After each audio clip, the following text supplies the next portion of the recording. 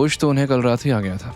ये सुनकर कियारा बोली, थैंक गॉड दादी ठीक है, मैं काम निपटाकर जल्दी हॉस्पिटल जाऊंगी।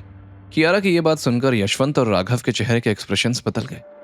यशवंत मन ही मन बोला, अगर माँ पूरी तरह ठीक हो गई तो कियारा को हटाना और भी मुश्किल हो जाएगा। लेकिन फिर वो, राघव और बाकी सब भी खुशी जाहिर करने लगे। दिन ढलने तक अमित और उनकी टीम ने सबके सामने 2 फ्रॉड फंड्स बेनकाब कर दिए। अमित ने उन फाइल्स को दिखाते हुए कहा, ये 1.6 करोड़ का फंड वॉयलेट ट्रेडर्स और 90 लाख का शाइन एंटरप्राइजेस, दोनों फेक कंपनीज हैं। इनके इनवॉइसेस जाली हैं और सारे ट्रांजैक्शंस फर्जी हैं। बाकी 7 करोड़ 30 लाख का फ्रॉड ढूंढने के लिए हमें थोड़ा और वक्त चाहिए। तभी एक बोर्ड मेंबर बोला, ठीक है, कल तक ये काम नहीं हुआ तो Kiara you have to resign, now let's end this meeting. ये सुनकर वेद मन ही मन बोला, ये लोग हमेशा एक दिन का वक्त तो ऐसे देते हैं जैसे टाइम इनके मामा का है, और ज्यादा दे दिया तो इन्हें कम पड़ जाएगा। वहीं कियारा ने हाँ में सिर हिलाते हुए कहा, थैंक यू। ये सुनकर एक मेंबर ने बाकी लोगों से भी चलने को कहा और उठकर जाने लगा। उसके साथ बाकी लोग भी बाहर आ गए। यशवंत भी वेद को घूरते हुए रूम से बाहर निकला। बोर्ड मेंबर्स के जाने के बाद कियारा ने चैन की सांस ली और अमित खन्ना से बोली, थैंक यू अमित, अगर तुम। अभी उसकी बात पूरी भी नहीं हुई थी कि अमित मुस्कुराते हुए बोला, थैंक्स मुझे नहीं, वेद से कहिए, अगर वो नहीं होता तो मैं यहां नहीं आता। ये सुनकर कियारा ने हैरानी से पूछा, मतलब ऐसा क्या किया इसने? अमित जवाब देने ही वाला था कि तभी वेद ने बीच में कहा, अरे तुमने ही तो अपॉइंटमेंट्स लेने की कोशिश की थी, मैंने तो बस थोड़ा सा फॉलो अप किया और इन्हें आज आने के लिए कन्विंस कर लिया। फिर वेद कियारा के पास जाकर मस्खरे अंदाज में बात बदलते हुए बोला, मैंने इतना अच्छा काम किया, अब निकालने के बजाय मेरे प्रमोशन का सोचो। कियारा ने उसे घूरते हुए देखा, इसकी बड़ी बड़ी बातें खत्म ही नहीं होती, लेकिन आज इसने मेरी हेल्प की है, इसलिए सबके सामने तो इसकी इंसल्ट नहीं करूंगी। तभी अमित ने इनिशिएटिव लेते हुए कहा, miss Kiara, my team was working for hours, I think we all can have dinner together. वैसे भी मुझे वेद को थैंक यू कहने का मौका नहीं मिला। ये सुनकर कियारा मन ही मन बोली, वेद को क्यों थैंक्स कहना है, अपॉइंटमेंट तो मैंने ली थी ना। फिर कियारा ने हाँ में सर हिलाया, हाँ या sure, but the dinners on me. आप लोगों ने वक्त पर आकर मेरी हेल्प जो की है। अमित के अग्री करने के बाद बाकी लोगों ने फाइल्स बंद की और सब नीचे जाने लगे। सब लिफ्ट में अंदर चले गए, लेकिन वेद सीढ़ियों की ओर बढ़ा।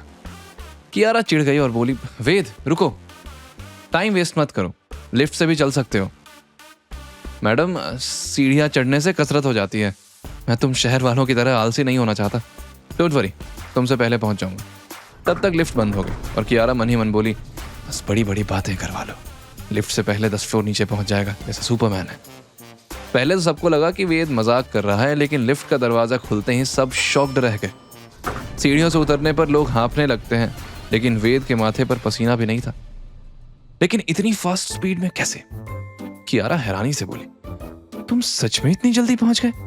वेद कनिंग स्माइल देते हुए बोला, मैंने तो पहले ही कहा था, तुम भी स्टेयर्स यूज करना शुरू कर दो। अब नहीं, तुम रहने दो, वैसे ही इतनी पतली हो, अगर कसरत शुरू कर दी तो गायब ना हो जाओ। ये सुनकर कियारा भड़क उठी। यू, वो कुछ बोलने ही वाले थे कि वेद की नजर कैमरा पर पड़ी और वो कुछ सोचते हुए झट से सीढ़ियों से ऊपर की ओर भागा। कियारा चिल्ला पड़ी, अरे अब कहां जा रहे हो? लेकिन वेद का जवाब नहीं आया। कियारा ने गहरी सांस ली और सबको बाहर पार्किंग में चलने को कहा। वेद थोड़ी देर में नीचे वापस आया तो कियारा बोली, तुम ऊपर क्या करने गए थे? कुछ गायब होने से बचाने गया था, तुम चलो, मैं 2 मिनट में आया। ये कहकर वेद सिक्योरिटी गार्ड्स के पास जाकर बात करने लगा। तब कियारा गुस्से में बोली, वेद चलो, टाइम वेस्ट मत करो। वेद मुस्कुराया और बोला, आ रहा हूं मैडम। वो झट से कियारा के कार में जाकर बैठा। कियारा ने कार स्टार्ट की और वेद से गुस्से में बोली, वेद, अगर तुम्हें लोगों से बात करके टाइम पास करना है तो बाद में भी कर सकते हो, जानते हो ना हमारे पास टाइम कम है। लेकिन वेद का ध्यान तो कियारा के पैरों की तरफ था। उसने जैसे कियारा की बात सुनी ही नहीं। तब कियारा ने उसे घूरा, क्या देख रहे हो, ठरकी कहीं के। तब वेद ने हंसते हुए कहा, तुम क्या स्प्रिंग लेकर पैदा हुई थी जो बिना बात के उछलने लगती हो? मैं तुम्हें नहीं देख रहा था, वैसे भी देखने लायक है ही क्या? ये सुनकर कियारा दांत पीसते हुए बोली, तो फिर क्या देख रहे थे? देख रहा था कि कार कैसे ड्राइव कर रही हो। मैं जहां से आया हूं वहां ये चें पौ करने वाली गाड़ियां नहीं है, इसलिए सीख रहा था। वाह, तुम बस देखकर कार चलाना सीख लोगे? इसके लिए ड्राइविंग स्कूल जाना पड़ता है और बिना लाइसेंस के कार ड्राइव नहीं कर सकते। लेकिन तुम्हें यह कैसे पता होगा? पता नहीं दादी ने मुझे किसके साथ फंसा दिया। यह सुनकर वेद मन ही मन बोला, लाइसेंस, ये तो जल्द बनवाना पड़ेगा फिर। वैसे भी यहाँ भागने के लिए सड़क कम, गड्ढे ज्यादा हैं। जल्दी वो लोग 5 स्टार रेस्टोरेंट पहुंच गए। अमित और बाकी सब अंदर गए, लेकिन वेटर ने जब वेद के साधारण कपड़ों और रबड़ की चप्पल को देखा तो उसे नीचा दिखाते हुए बोला, ड्राइवर्स और सर्वेंट्स यहाँ अलाउड नहीं है। आगे की कहानी जानने के लिए देखें अगला एपिसोड सिर्फ पॉकेट एफएम के यूट्यूब चैनल पर, और के फॉर किंग के सारे एपिसोड्स को सुनने के लिए डिस्क्रिप्शन में दी लिंक से डाउनलोड करें पॉकेट एफएम ऐप।